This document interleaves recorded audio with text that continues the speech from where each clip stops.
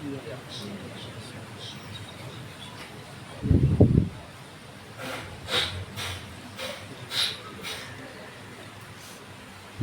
حضرة شيخنا عبد القادر الجيلاني قدس الله سره، وشيخنا محمد سلمان المدني، وشيخنا محمد حسن البدري، وشيخنا محمد نفيس، وشيخنا محمد سراج الهدى، وشيخنا زيد بن عبد الغني، وشيخنا أبينا إبراهيم بن محمد، وشيخنا محمد أحسن بك، وشيخنا عبد السعيد عبد الفاتح. فلا حضرهم شيء لله لهم الفاتحة.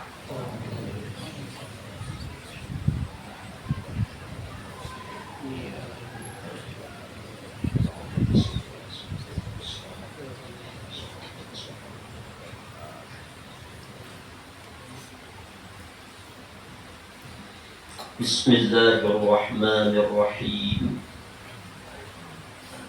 الحمد لله رب العالمين. إنما المؤمنون الذين إذا ذكر الله وجلت قلوبهم وإذا تليت عليهم آياته زادتهم إيمانا وعلى ربهم يتوكلون. أشهد أن لا إله إلا الله وأشهد أن محمدا رسول الله. اللهم صل وسلم وكرم وعظم وبارك على سيدنا محمد وعلى آل سيدنا محمد. Jamaah Majelis Taklim Darul Maghfirah, semoga rahmat Allah, ampunan Allah, syafaat Rasulullah selalu tercurah kepada kita dan keluarga kita dan sahabat kita, tetangga kita, ayah bunda kita, keluarga kita yang sedang berada di alam barzakh. Allah mengingatkan kita dalam Al-Quran, wa'bud rabbaka hatta ya'tiyakal yaqin. Wa'bud rabbaka. Allah sendiri memerintahkan, sembahlah Rabbmu, Tuhanmu. Bahagia sekali kalau kita diakui sebagai hamba Allah. Allah menyatakan, aku ini Rabbmu, aku ini Tuhanmu, maka sembahlah Rabbmu ini hatta ya'tiyakal yaqin, sampai datang kepadamu keyakinan. Artinya sampai datang ajal. Jadi menyembah Allah, beribadah kepada Allah sampai akhir hayat kita.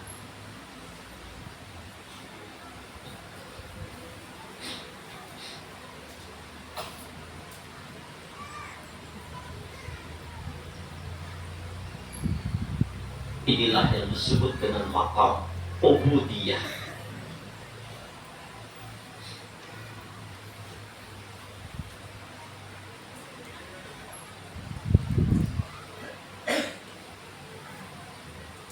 Apa itu ubudiyah? Ubudiyah ini dimiliki oleh orang-orang yang khawas. Ada namanya ibadah, ada namanya ubudiyah, ada namanya ubadah. Jadi ada beberapa tingkatan. Nah, apa itu ubudiyah? Ada beberapa ulama berpendapat tentang ubudiyah. Ubudiyah ialah menegakkan ketaatan yang sungguh-sungguh dengan pengagungan, memandang apa-apa yang datang dari dirimu dengan pandangan merendahkan, dan menyaksikan sesuatu yang dihasilkan dari perjalanan hidupmu sebagai ketetapan. Jadi kita memandang apa yang dari kita ini ada apa-apanya. Jangan memandang apa yang ada pada kita. Semuanya kedatangan dari Apa yang perasaan dari aku lepaskan. Orang ubudiyah itu melepaskan semuanya. Maka mereka menganggap kullu min indillah, semuanya datangnya dari Allah. Menurut pendapat yang lain, Abu Abdullah Muhammad bin Khatib pernah ditanya, apakah ubudiyah yang sebenarnya itu? Beliau menjawab, apabila seseorang telah melimpahkan semua urusan kepada Allah, menyerahkan hatinya segala apapun yang menimpa terjadi kepada dirinya, rezekinya, keluarganya, diserahkan sepenuhnya kepada Allah yang mengaturnya, dan bersabar menerima akan cobaan dan ujian dari Allah. Itulah namanya hamba Allah.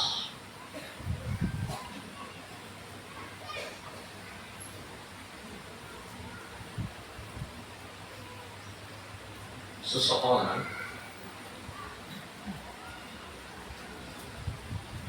jadi budak. Oh, budak tuh Pak.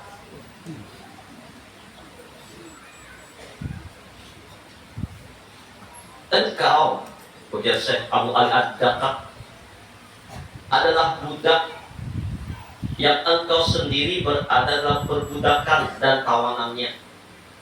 Jadi kita ini adalah budak yang kita berada dalam perbudakan, diperbudak dan ditawan.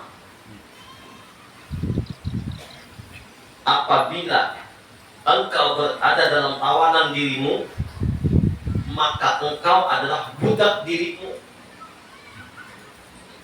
Jadi anak ini, macam-macam. No. Nah, nafsu ini hendak itu, hendak ini, menurutkan hawa nafsu, hendak kayak ini, hendak kayak ini. Berarti kita budak hawa nafsu kita. Pokoknya tahan aja siang malam, mencari nafkah, berusaha, pembelian, maghrib tak tinggal, asar tak tinggal. Kenapa? Demi mencari sesuatu dan dikehendaki oleh hati dan nafsu kita, budak diri sendiri. Atau ingin terkenal, ingin terpastor, ingin dipuji orang, bermacam cara agar dia bisa terkenal, termasuk dipuji orang, ini budak dirinya sendiri.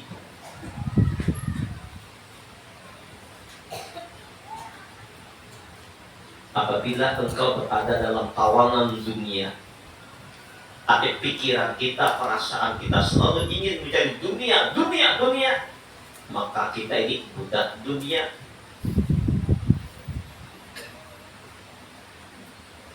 Makanya apa ujar Rasulullah? Ta'isa abdul dirham, ta'isa abdul diyar, ta'isa abdul khamisat.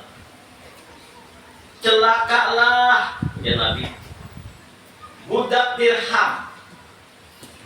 Celakalah budak dinar. Celakalah budak perhiasan dan pakaian. Budak itu hamba. Celaka hamba dirham. Mana hamba dirham? Yang siang malam berusaha mencari nafkah, mencari duit, mencari uang, meninggalkan ibadah, meninggalkan sholat, atau atas bawah, apa lagi? Yang penting halal kah, haram kah, tinggal keluarga kah, tinggal medis kah, tinggal sembahyang kah. Yang penting bila panjang dapat duit dikejarnya, walaupun apapun, maka caranya aja.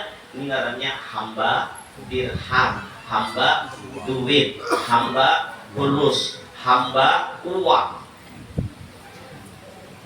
Hamba uang, maksudnya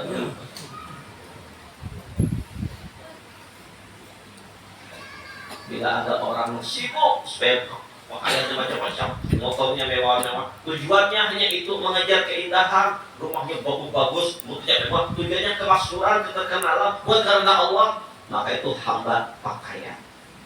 Kita ingin jadi hamba Allah. Beda, seseorang dinilai siapa petuanannya. Bila petuanan di dunia rendah, tapi bila petuanan Allah Ta'ala mulia. Maka itu ujar Rasulullah. Ada sebuah hadis dari Abu Hurairah dari Abu Sa'id Al-Khudri, dari Abu Hurairah radhiyallahu anhu, Rasul bersabda, sab'atun yudhilluhumullah fi dhilli yauma la dhilla illa dhilluh. Ada 7 orang, ada 7 golongan yang mendapat naungan dari Allah di suatu hari nanti di padang mahsyar, yang tidak ada naungan melainkan naungan yang Allah berikan. Dan ini pasti terjadi kepada kita semua. Tinggal menunggu detik, tinggal menunggu waktu, tinggal menunggu hari. Kadang-kadang saat waktu berjalan terus, berjalan terus, berjalan terus, berjalan terus. Seminggu lagi, seminggu lagi, seminggu lagi. Mungkin kemarin masih ada sahabat yang duduk bersama kita, sekarang sudah pindah alam.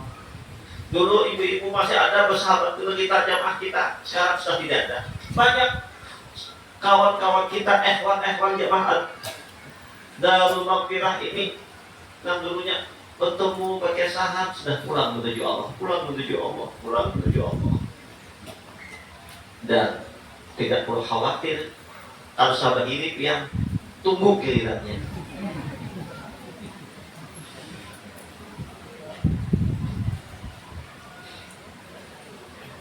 Akan tetapi kematian itu bukan sesuatu yang perlu ditakutkan. Dan jangan salah paham soal kematian. Kematian itu bukan habis riwayat, tamat kehidupan, tidak. Justru kematian itu adalah awal kehidupan yang lebih nikmat, lebih nyaman. Wal akhiratu khairul laka minal ula. Akhirat itu lebih nikmat, lebih indah, lebih nyaman dari kehidupan dunia ini. Demi Allah, seujung kukunya kenikmatan di dunia dan segala macam dramanya ini dibandingkan dengan kenikmatan di alam barzah, tidak ada seujung kukunya kenikmatan di alam barzah. Jadi, kada perlu takutan mati. Mau takutan mati pun jangan hidup. Setiap orang hidup ada risiko al-maut pasti. Justru sebenarnya kematian itu adalah alat dari Allah untuk membuat orang-orang beriman bahagia, orang-orang beriman terhibur. Mungkin ketika di alam dunia, di kehidupan dunia, inya dizalimi, inya disakiti, inya teraniaya, inya ada mendapat keadilan. Tapi ada keadilan di akhirat. Mungkin di dunia nya jatuh miskin karena ditolimi, tapi di akhirat mungkin nya orang paling kaya. Mungkin di dunia ini katanya menyakiti orang, menzalimi orang, tapi ingat di akhirat dia akan disiksa oleh Allah. Maka sesungguhnya kematian adalah keindahan, kenikmatan yang Allah berikan kepada kita semua. Maka itu karena mau itu indah, mau itu nikmat, makanya Allah Ta'ala menciptakan di dunia ini kan usah lawas-lawas, kasihan ya Allah. Mau lawas-lawas, uyuh. Tadi amat dong Allah lawas, uyuh. Tapi udah kerja amat dong, aja jaga ini sidit panjang umur sehat. Uyuh sebenarnya, rasakan hakikat. Begawi, uyuh. Makan pan, uyuh juga. Enggak ada bagi kali umumnya. Nah bagi sakit gigi, iya aja juga. Mungkin sepiring enak, 2 piring kanyang, 3 piring buntau kalau ada tembak lagi. Imbang makan pula Allahu Akbar, maaf apilah manusia. Allah hendak mengeluarkan uyuh pulang, 2 hari kita mau keluar nggak ya Pak? Ya Allah, minum nikmat dan dikeluarkan seharian kayak Pak. Allahu Akbar. Hidup ini memang Wa mal hayatud dunya illa mata'ul ghurur, budaya permainan semu sandiwara. Ini justru penderitaan sembunyinya di dunia ini, kenikmatan di akhirat.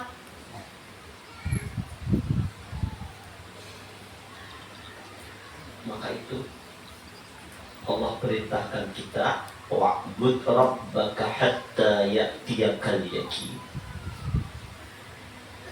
Sembah Rabbmu, beribadah kepada Rabbmu sampai datang al-maut menimpamu.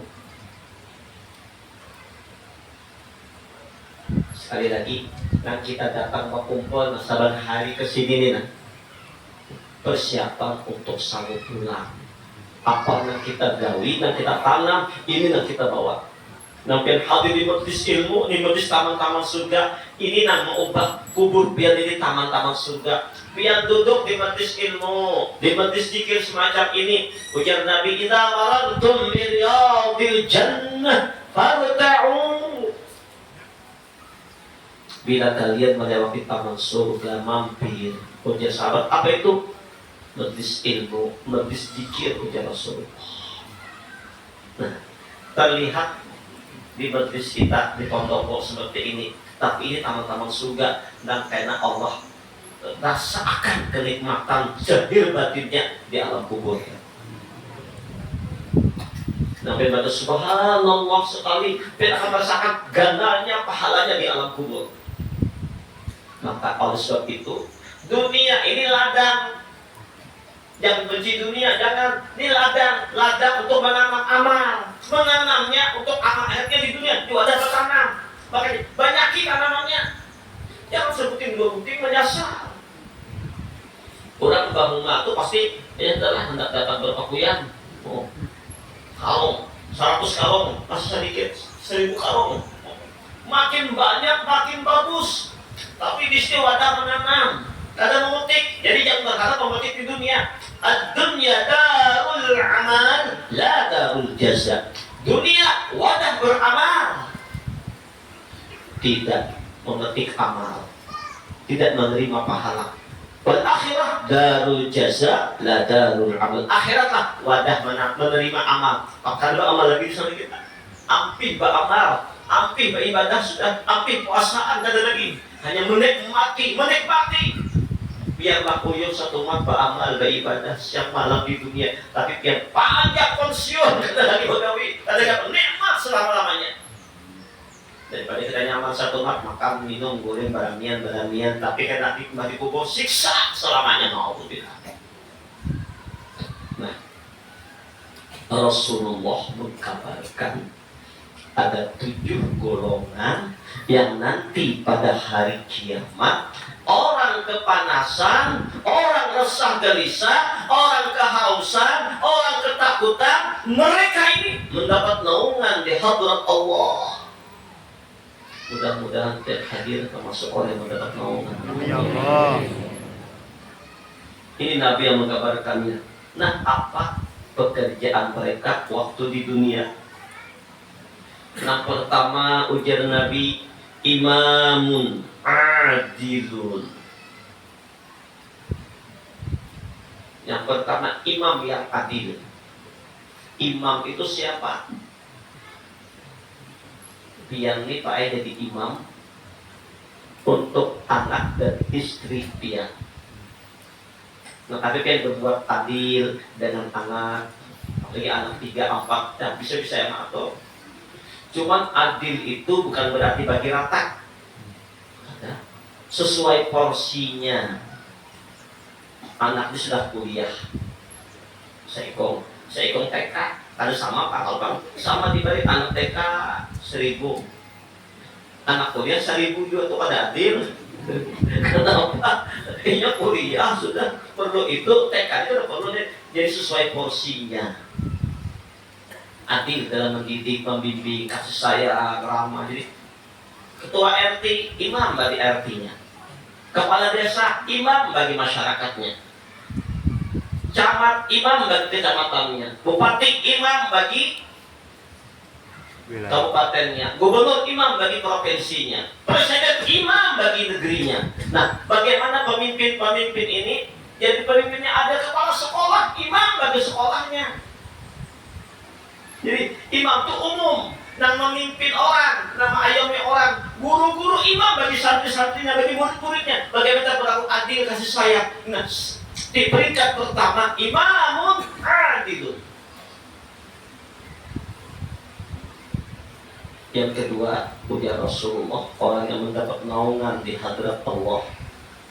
Wasyabun nasya'a bi'ibadatillahi ta'ala. Pemuda-pemudi yang sejak mudanya hidup dalam ibadah kepada Allah. Jadi mulai anom sudah mulai kakanakan ya. Makanya bagus soalnya gue pendoy kakanakan top majlis, dan alhamdulillah kakanakan kita biar banyak ada ributnya. Alhamdulillah. Kenapa ya bukaan besar kemarin? Berapa ibadah pengajian banyak sah pulangnya. Dan Bapak dibiasakan ada guru dengan tuan-tuan guru dengan orang-orang soleh bawa ada apa? Tapi pada ini kenapa pengajian yang teriak-teriak lah dan nakal lah dia tinggal nah kalau sebenarnya nakal ada suara apa-apa jadi pemuda-pemudi yang semenjak mudanya dalam ibadah mulai halus kan sembahyang dibimbing ngaji ibadah dari remajanya sampai akhir-akhirnya dalam semasa mudanya ini ibadah sudah semasa mudanya sampai tuhannya bukan dia muda dia Tuhan lain lagi yang anggap Tuhan keladi baru Tuhan makin kebanggaan lain ini mulai mudanya sampai akhir hayatnya dalam ketaatan kepada Allah dalam ibadah kepada Allah, laki-laki dalam ibadah kepada Allah. Nah, pemuda-pemudi yang semacam ini yang mendapat naungan di hadrat Allah, mendapat penghormatan dari Allah. Orang kepanasan dia mendapat naungan Allah, mendapat hautnya bagi Rasulullah. Berkumpul dalam benderanya Rasulullah nanti hari kiamat.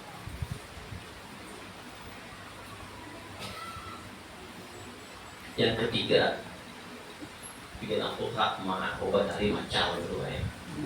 Berarti ada tempat ini nih, ayo akan bapak. Tapi ibarat tuh apa sudah. Nah, pemuda itu ukuran sekarang adalah umur 50 itu masih pemuda. Jadi masih muda. Umur 60 itu masih muda. Nah, 60 ke atas hanya sudah tua. Boleh bertuhan. Namun kawan kita ini pada saat jangan merasa Tuhan, merasa anom aja. Ya makin berdoa masih muda, supaya semangat. Terus Tuhan sudah lihat. Nah, yang ketiga, warajulun qalbuhu mu'allakum bil masjidi.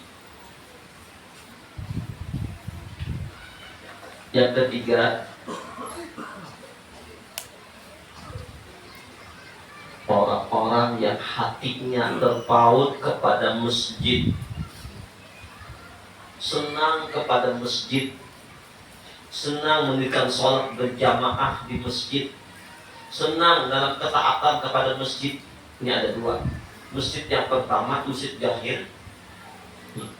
Masjid yang kedua, masjid batin. Mana masjid batin? Masjid batinlah qalbul mu'minin Baitullah, hati orang beriman, rumah Allah. Hatinya selalu terpaut dengan Allah, selalu ingat dengan Allah, rindu dengan Allah, selalu tertuju. Jadi masjid itu bukan bendanya. Di dalam masjid kita apa? Berzikir, mengagungkan Allah, memuji Allah, sujud kepada Allah. Nangaran masjid itu apa aja masjid? Tanah itu masjid. Di sini masjid. Kenapa? Masjid asal kata bahasa sajadah, yasjudu masjidan, tempat sujud. Ketika orang sujud, tempat itu jadi masjid.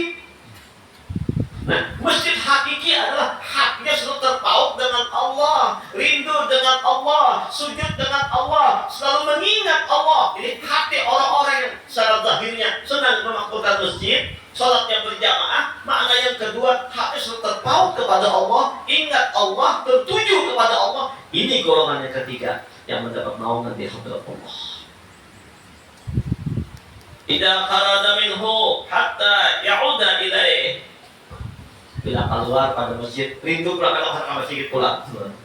Keluar masjid, pokoknya akan ke masjid pulang. Jadi sudah keluar meninggal masjid, hendak lagi pokoknya niat ingin memakmurkan masjid. Allah Akbar. Ayo, dan para rumah masjid-masjidnya semua isi, langgar-langgarnya isi, semuanya masjid. Cuma kita benar, namanya berarti pelanggar, balai, apalagi surau, apalagi musola, macam-macam. Padahal semuanya masjid.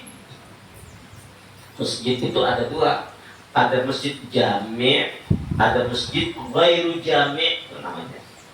Masjid jami' itu masjid yang di dalamnya salat 5 waktu berjamaah ditambah dengan salat Jumat. Itu namanya masjid jami'. Sedangkan masjid ghairu jami', masjid yang salat 5 waktu saja tapi tidak ada salat Jumat. Di sini salat Jumat. Berarti masjid jami' sudah. Nah, kalau sembahyang aja kan ada Jumatan, ghairu jami' tetap masjid juga. Dan sunnah kita masuk masjid itu ghairu jami', sunat salat sunat tahiyatul masjid, penghormatan kepada masjid. Tapi yang kamar kalau sudah buruk atau lagi ada masjid tadi ganti imaman kita.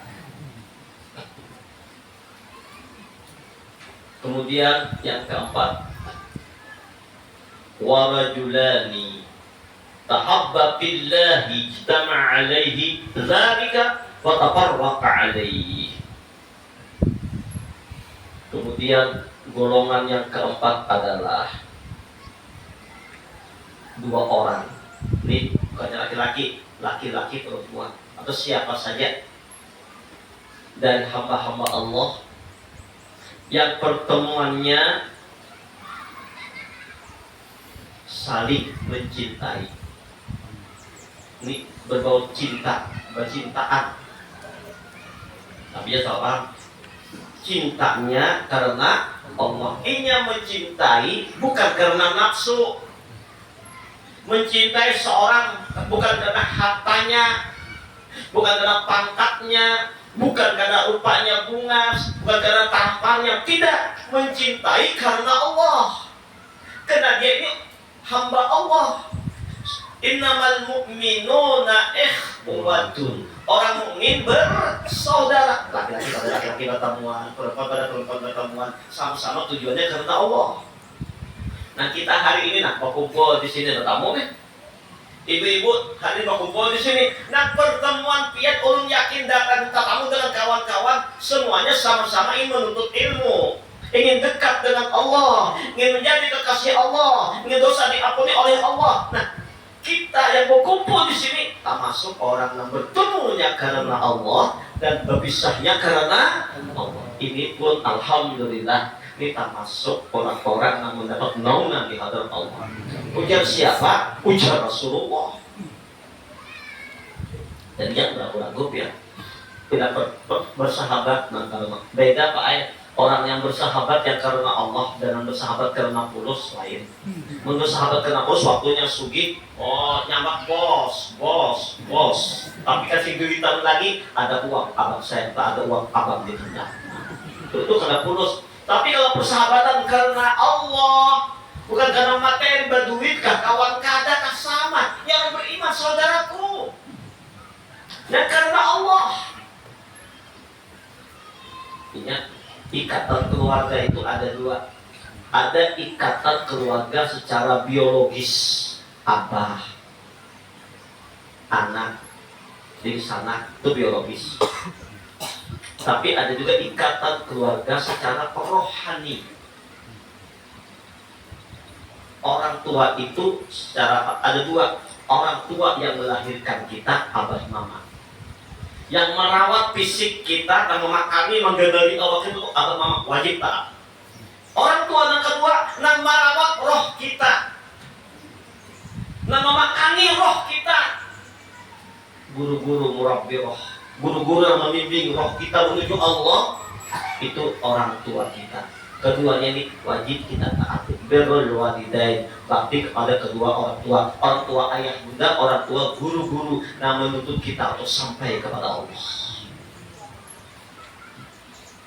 Kita ini berataan mungkin banyak banget saudara, tapi kenapa kita kontak hati kita, bersatu kita, inilah yang pertemuannya karena Allah, perpisahannya karena Allah. Dan ulun ngutip lagi hadis yang sering ulun ungkapkan. Tidak ada hadis pertama ulun ungkapkan ini. An Abi Darda radhiyallahu anhu qala Rasulullah sallallahu alaihi wasallam. Belum bila menyatakan hadis ini Ustaz Alifin gembira sih, senang, happy beliau. Mungkin dalam ceramah di mana? Ustaz, Kanda sampaikan hadis itu Kanda. Ceramah di ya, sampaikan itu lagi. Dulu sudah dua, apa-apa sampaikan lagi.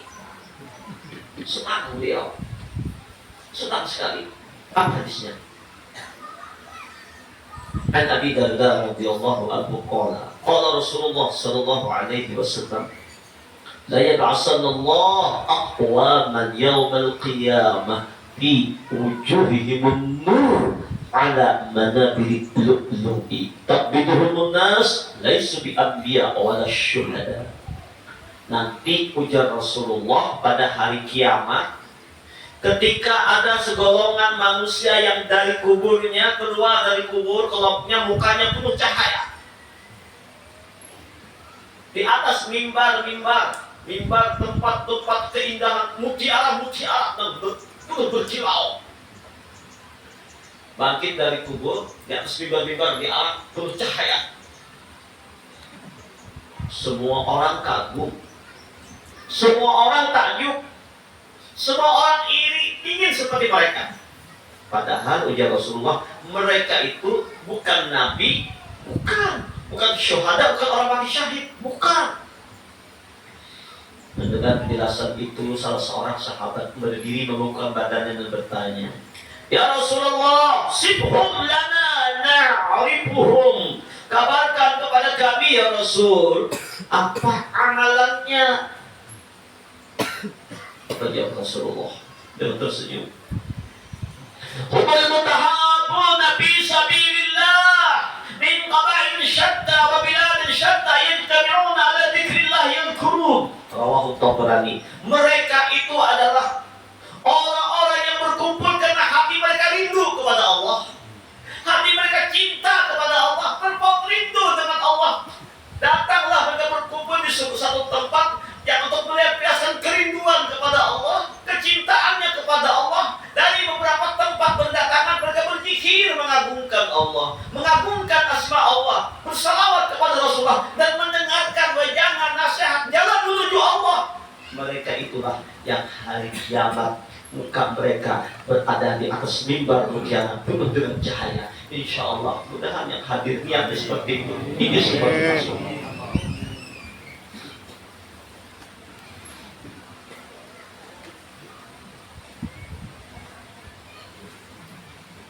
Kemudian yang kelima, warajulun Zakarullah ta'ala khaliyan Faqadat aynahu.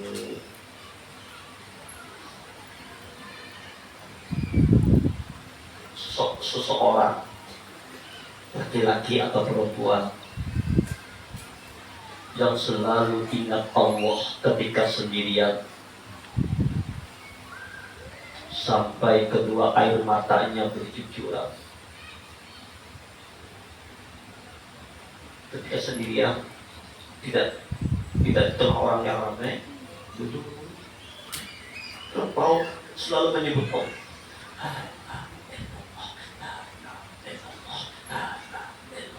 Dirasakannya kalimat itu sampai panah lebur lenyap, hilang akwa dirinya. Itu Allah, astagfirullahaladzim. Membaca di mulut dari hati dan mulut atas, astagfirullahaladzim. Kebayang dosa, kebayang maksiat, Astagfirullah, kalau kebayang hati yang tidak menerima Allah dan keadaan Tuhan, yang protes dengan Allah, mengingat bagaimana menantangnya hati kita dengan Allah. Ini maksud ada maksiat zahir, maksiat batin, maksiat hati nak kata reda dengan ketentuan Allah. Allah beri begini kata reda, tidak menerima ketentuan Allah, maka jengkel lawan Tuhan, minta ampun. Astagfirullah, bercucuran air matanya di kamar sendirian, bercucuran air matanya. Orang tidur, dia bangun tengah malam, mengingat akan dosanya, ingat dengan Allah, rindu dengan Allah, kangen dengan Allah, bersama rindunya. Lalu dia berzikir memuji Allah. Ya Hayyu Ya Qayyum, La ilaha illa anta, Ya Hayyu Ya Qayyum, La ilaha illa anta. Sama-sama. Ya Hayyu Ya Qayyum, La ilaha illa anta, Ya Hayyu Ya Qayyum, La ilaha illa anta. Biasanya antara adzan dan qomat bagus dibaca ini, menghidupkan hati. Ya Hayyu Ya Qayyum, wahai Allah yang maha hidup, yang berdiri sendiri, la ilaha illa anta, tidak Tuhan hanya Engkau yang kucintai, yang kutuju. Astagfirullahaladzim, subhanallah, walhamdulillah, wa la ilaha illallah, wallahu akbar, subhanallah, walhamdulillah, wa la ilaha illallah, wallahu akbar, subhanallah, walhamdulillah, wa la ilaha illallah, wallahu akbar, subhanallah, walhamdulillah, wa la ilaha illallah, wallahu akbar. Bergetar jiwanya, bergetar hatinya. Innamal mu'minuna alladzina idza dzukirallah wajilat qulubuhum. Orang beriman bila disebut nama Allah, ditalkin asma Allah kepada batinnya, bergetar jiwanya. Wa idza tuliyat alaihim ayatuhu zadatuhum iman. Dibacakan ayat Allah, bertambah imannya. Selalu duduk termenung, bercucuran air matanya, ingat dosa, takut dengan Allah, istighfar dibaca, tasbih dibaca, zikir dibaca, salawat diungkapkannya, Quran dibacanya. Dalam kesendiriannya dia menangis, rindu dengan Allah. Dia tidak terlalu banyak senang berkumpul makhluk daripada caci maki orang, fitnah orang. Dia bergaul seadanya, berhubungan. Dia mau bergaul dengan makhluk yang membuat dia dekat kepada Allah, tapi membuat dia tidak sendirian. Tengah malam dia menangis, bercucuran air mata, ingat dosa, ingat umur yang sedikit lagi. Inilah air mata yang menghapuskan dosa, air mata pemadam kobaran api neraka. Inilah orang-orang yang hari kiamatnya mendapat naungan di hadirat Allah. Yang keenam,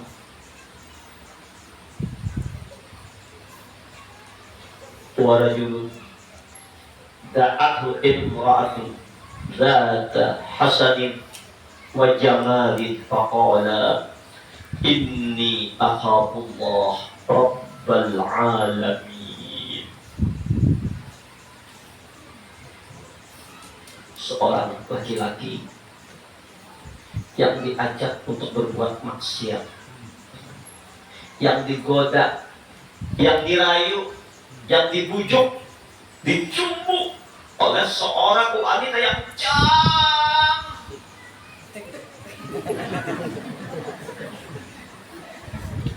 dan kaya, cantik, kaya lagi, wangi lagi, bibirnya merah delima, rambutnya terurai, panjang kayak mayang terurai. Sebab indah pipinya kemerah-merahan. Semuanya serba. Oh, datang menggoda. Nih, mobilku kuserahkan untukmu. Rumah mana aja ambil. Ampas pakai apa aja ambil. Sekarang kuserahkan diriku kepadamu. Orang gak ada yang lihat. Apa kata itu anak muda? Apa itu kata si laki-laki tersebut? Apa katanya? Inni akhafullah Rabbal alamin. Aku takut kepada Allah. Aku takut kepada Rabbku. Orang tidak lihat tapi Allah lihat. Baru takut kepada Allah. Atau seorang laki-laki yang gagah, ganteng kayak Arjuna, putih, bersih, wangi, kaya, menggoda seorang wanita dengan rujukannya. Ini uangku banyak, aku sediakan untukmu. Ini mobil apa aja, Innova, Alphard, silahkan kau ambil. Rumah mau yang mana, emas mau yang mana. Tapi ayo kita ini dulu. Apa sejauh si wanita tadi? Inni akhafullah Rabbal alamin. Maaf mas, aku takut dengan Allah pencipta alam semesta. Maaf, gak ada apa-apanya semuanya. Jangan kau sentuh aku dulu. Sebelum kau nikahi aku, kamu nikahi ya. Ini laki-laki dan perempuan yang takut kepada Allah. Walau pada ada kesempatan berbuat maksiat, godaan, bayangkan, bungas, sugih,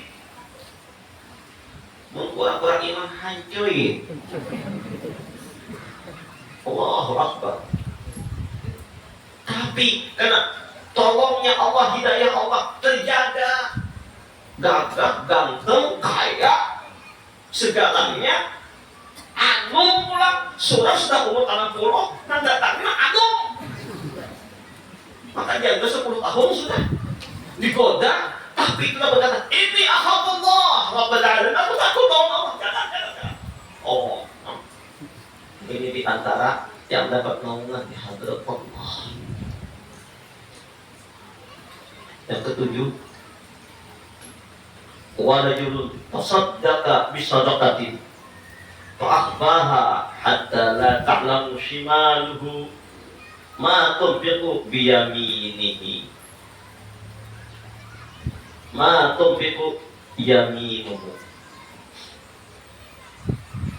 Seorang yang mengeluarkan hartanya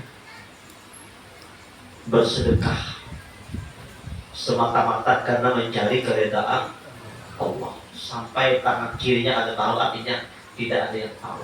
Tapi sedekah ini boleh diumumkan, tidak mengapa. Niatnya agar orang yang lain umpat, tidak mengapa. Ayo, masjid, siapa menyewa sekian? Belum, 100 juta. Tapi kan inamal a'malu niatnya di hati. Ini tujuannya mudah, hati lain menambahi lagi. Oh 200. Tidak maaf. Nah, kalau apa itu tergantung niat masing-masing.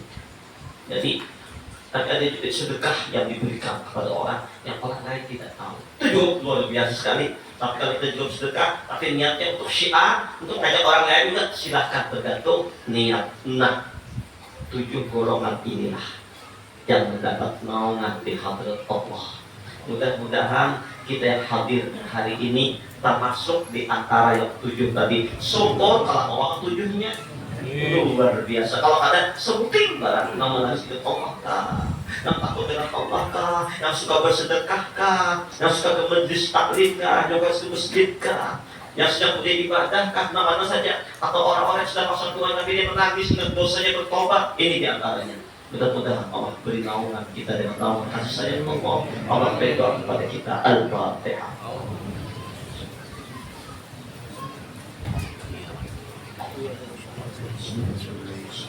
Amin.